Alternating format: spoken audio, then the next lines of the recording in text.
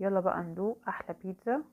اعتقد شكل البيتزا بيتكلم عن نفسه، بجد جربوها لان انتوا فعلا هتدمنوها ومش هتاكلوا بيتزا تاني من بره. بجد نفسي اقول لكم اتفضلوا وتدوقوا عشان تعرفوا فعلا قد ايه البيتزا دي خطيره. دي بقى الحاجه اللي عايزاكم تلاحظوها كويس، شايفين الفراغات اللي في البيتزا؟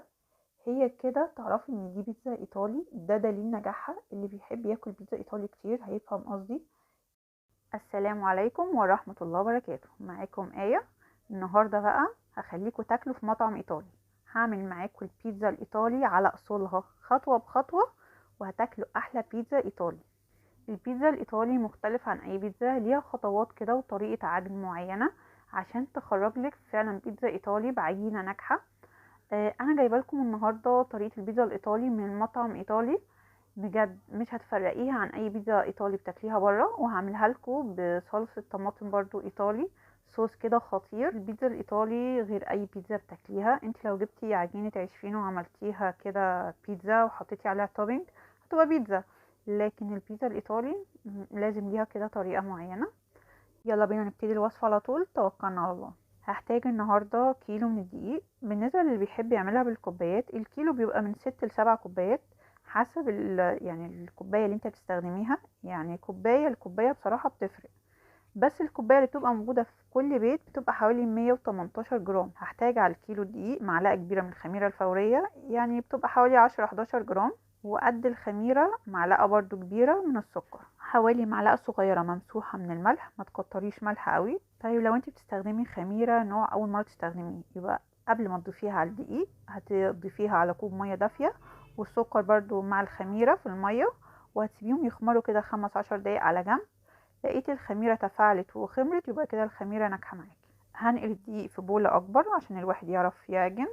استخدمت ميه دافيه للعجن، الميه بتبقى دافيه مش سخنه. حوالي 3 كوب الا ربع من الميه الدافيه. الميه ممكن تزيد معاكي او تقل حسب نوع الدقيق، فانتي ما بتنزليش بالميه كلها مره واحده. هبتدي اعجن بايدي كويس جدا، وهبتدي انزل ببقيه الميه اللي معايا. بعد كده بقى عشان تعجني كويس جدا، انقلي العجينه بتاعتك على سطح الرخامه عندك. زي ما انتم ملاحظين قبل ما بنزل بالعجينه على الرخامه برش رشه دقيق بسيطه، وطبعا الرخامه بتاعتك بتبقى نظيفه. هنزل دلوقتي بحوالي معلقه كبيره من زيت الزيتون. الكيلو دقيق بيحتاج حوالي معلقتين كبار، انا ما بحبش انزل بيهم كلهم مره واحده، بنزل بمعلقه دلوقتي وفي الاخر وانا بلم العجينه بنزل بمعلقه كمان. طب لو مش متوفر عندك زيت زيتون استخدمي اي زيت عادي، بس يفضل انه يكون زيت زيتون. اعجني بقى لمده 10 دقايق، كل ما تعجني وقت اطول كل ما تاخدي يعني عجينه ناجحه معاكي. وعجينه البيتزا الايطالي بتبقى ملزقه، يعني ما تقوليش لا دي بتلزق ازود شويه دقيق كمان، لا اعجني. وهي في الاخر برضو بيبقى فيها تلزيقه بسيطه خالص هوريها لكم، كده تبقى العجينه مظبوطه معاكي. شايفين طريقه العجن؟ بجيب العجينه من بره لجوه بالشكل ده وافضل اعجن كده لحد 10 دقايق، لحد ما احس ان العجينه خلاص بقت حلوه معايا وبتروح وبتيجي بكل سهوله. وزي ما بقول لكم بيبقى فيها تلزيقه بسيطه. هنزل بمعلقه كبيره من الزيتون، يبقى انا كده نزلت بمعلقتين كبار من زيت الزيتون. ممكن تنزلي بيهم كلهم مره واحده في الاول او في الاخر زي ما تحبي. وهعجن لمده دقيقه كمان كده، وكده تبقى العجينه اتعجنت معايا كويس جدا. الم العجينه واسيبها تخمر. لو تلاحظوا العجينه بتتلم معايا عادي خالص، ولو حطيتي صباعك فيها بتعلم، بس في نفس الوقت فيها تلزيقه بسيطه. من شكل العجينه هتحسي ان هي مختلفه عن اي بيتزا عملتيها قبل كده، وبتبان كده ان العجينه دي ان شاء الله هتبقى ناجحه معاكي وهتاكلي احلى بيتزا ايطالي. هنسيبها تخمر لمده ساعه ساعه ونص، وده شكلها بعد ما خمر معايا. هبتدي الم العجينه واخرج منها الهواء بالشكل ده، وبعد كده هنقسمها لكور. بتقسمي البيتزا للحجم اللي يريحك، انت ممكن تكبري الكوره عن كده او تصغري. ملاحظين انا بكور العجينه ازاي؟ بلمها من ورا بالشكل ده كأنك بتقفلي العجينه كده، وبعد كده بترجعي تكوريها بالشكل ده. كده هتبقى كورة كده شكلها منظم معاكي. انا ماشية معاكم خطوة بخطوة عشان يبقى معاكم بيتزا ايطالي ناجحة. اتمنى اذا كان الفيديو عجبكم ما تنسوش تعملوا لايك وتشتركوا في القناة لو لسه ما اشتركتوش. لو في اي سؤال او استفسار يا ريت تبعتولي في التعليقات. طلعت معايا 7 كور، حوالي 6 حجم وسط كده حلو، وواحدة كانت صغيرة. تجيبي صينية او علبة او اي حاجة هترشيها رشة دقيق كده بسيطة، وتبتدي تحطي فيها العجين بالشكل ده. طب انتي واحدة مثلا عايزة تعملي بيتزتين حلوين كده، مش عايزة تعملي الكمية دي كلها، هتعملي 3 كوبايات من الدقيق عليهم حوالي كوباية من المية. كوباية ممكن الكوباية تزيد معلقة او معلقتين من المية الدافية طبعا.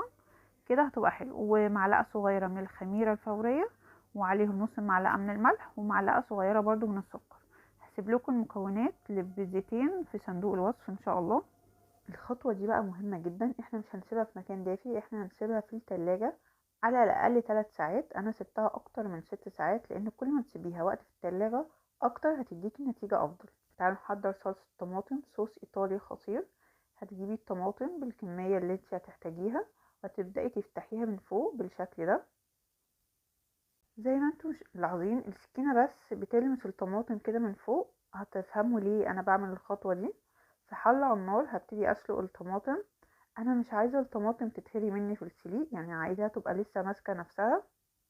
بعد ما بتغلي كده ب4-5 دقايق بتبداي تخرجي الطماطم، بتكون ما اتهرتش منك. وبرضو حسب الطماطم اللي انت بتستخدميها، لو اصلا طماطم طريه مش هتاخد معاكي وقت. بتحطيها في ميه مثلجه عشان ما تتهريش منك. الخطوه دي مهمه عشان نعرف نقشر الطماطم، احنا مش محتاجين القشره بتاعتها خالص. احنا عايزين نعمل صوص صلصه كريمي. الفتحات بقى اللي كنا فاتحينها في الطماطم هي اللي هتساعدنا ان احنا نقشر الطماطم بالشكل ده. قشري الكميه اللي معاكي كلها، وعايزه اقولك ان انت ممكن تكتري الكميه اللي انت بتعمليها بحيث تبقى متاحه عندك في الفريزر، تستخدميها مع مكرونه مع بيتزا مره تانية زي ما تحبي. بعتذر هنا الاضاءه مش عارفه كأن في شمس ضاربه كده في الطماطم. بعد ما قشرنا الطماطم هنبتدي نقطعها بالشكل ده. في طاسة على النار هبتدي انزل بزيت زيتون، مش شرط طبعا زيت زيتون، اي زيت متاح عندك. بعد كده نزلت بحوالي 5-6 فصوص من الثوم. انزلي بيهم سليم او مفروم زي ما تحبي، بس سليم كده يديكي طعم احلى. احنا لسه يعني في الاخر خالص هنضرب الصوص ده. بدي الثوم تشويحة بسيطة، وبعد كده هبتدي انزل بالطماطم اللي انا مقطعاها. جربوا صلصة الطماطم بنفس الطريقة دي، بجد هتاكلوا احلى بيتزا باحلى صوص كده طماطم خطيرة. في تكاية كده بحب اعملها مع اي صلصة طماطم بعملها، بحب اضيف رشة من السكر. هنبتدي نضيف اللي هو معجون الطماطم. بصراحة يوميها الطماطم كانت معايا لونها اورنج، مش عارفة ليه ما كانتش حمرا. فانا ضفت صلصة طماطم حوالي نص كوباية، وفضلت برضو اللون المسيطر اللي هو اللون الاورنج بتاع الطماطم. انتم ملاحظين انا سبت الطماطم على النار كده تغلي وتاخد مع بعضها كده. بعد كده ابتديت انزل بالبهارات بتاعتي، نزلت بالملح وحوالي نص معلقة من البصل البودر، وهنزل بشوية من الفلفل الاسود. طبعا البهارات هتختلف حسب كمية الصلصة اللي انت هتعمليها.